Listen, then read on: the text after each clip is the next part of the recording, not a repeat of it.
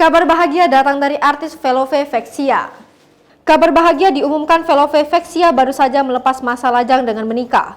Melalui akun Instagram pribadinya yang bernama @velovexia membagikan potret dirinya yang terlihat sudah dipersunting oleh lelaki.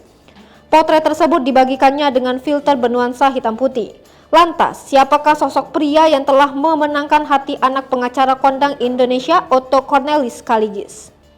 Setelah salah satu netizen dengan akun @oli_santoso menyebut suami Velove Vexia bukanlah artis, di mana pekerjaan yakni sebagai pengusaha dengan nama Zaki. Pria yang berkulit hitam manis bukan dari kalangan selebritis, tak seperti Velove Vexia yang sudah dari anak-anak merambah dunia hiburan tanah air.